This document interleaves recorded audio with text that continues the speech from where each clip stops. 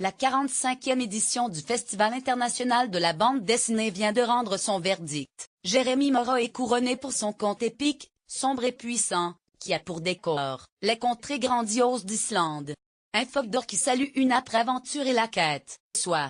La 45e édition du Festival d'Angoulême a sacré la saga de Grimmister de Jérémy Morin parue aux éditions Delcourt.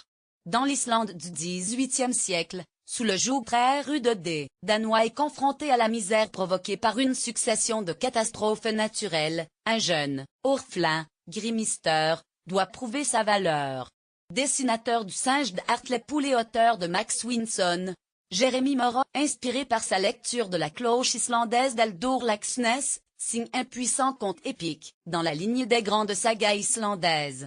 Graphiquement superbe, l'album offre de sublimes décoraux, couleurs aquarellées qui rendent à l'Islande toute la magnificence de ses fascinantes contrées.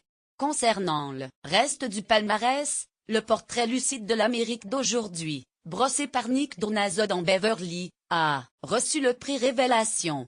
Avec son graphisme dépouillé et sa narration très maîtrisée, l'auteur évoque la classe moyenne blanche américaine en proie au désenchantement et au vide existentiel. L'album, élu meilleur livre de l'année 2017 par le Los Angeles Times, n'est pas sans rappeler le travail d'un Chris Ware ou d'un Daniel Clou. Les femmes ne sont pas en reste l'enquête, décalée de Philippe Valette, Jean Doux et le mystère de la disquette Maul, a obtenu quant à lui le prix Polar SNCF. L'album met en scène un salarié modèle et banal d'une société de broyeuses à papier, Jean Doux qui découvre, dans le faux plafond d'embarras, une mallette contenant une disquette Maul. Avec son humour parodique, cette enquête entraîne le lecteur, au cœur du monde dérisoire et sans pitié de l'entreprise contemporaine. Les femmes ne sont pas en reste avec dans la combi de Thomas Pesquet, paru aux éditions d'Arja, auréolé du prix du Public Cultura.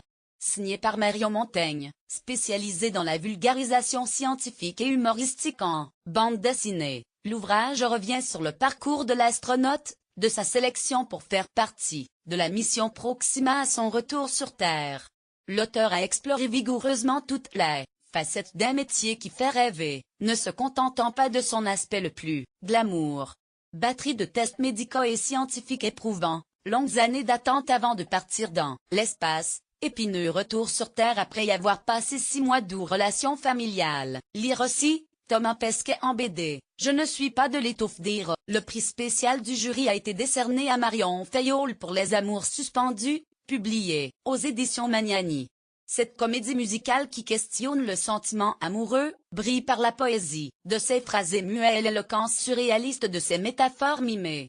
Enfin, le premier tome du manga Je suis Shingod Kazuo Umezu, paru au Lézard Noir rappelle la tonalité japonaise dans cette édition, en obtenant le prix du patrimoine.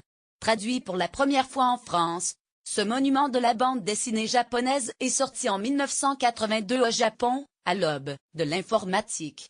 Il raconte l'histoire de 2 enfants qui tombent amoureux en se liant d'amitié avec un robot d'usine qu'ils animent de leurs sentiments. Un plaidoyer humaniste face à la cruauté du monde des adultes.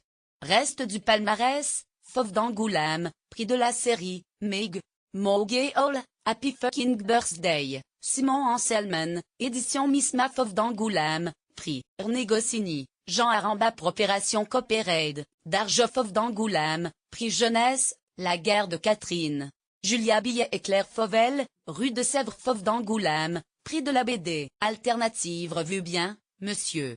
18, lancé par Juliette Mancini et Elsa Abderrahmani Grand Prix, Richard Corben Service, lisez, la saga de Grimmister en ligne avec Isnea.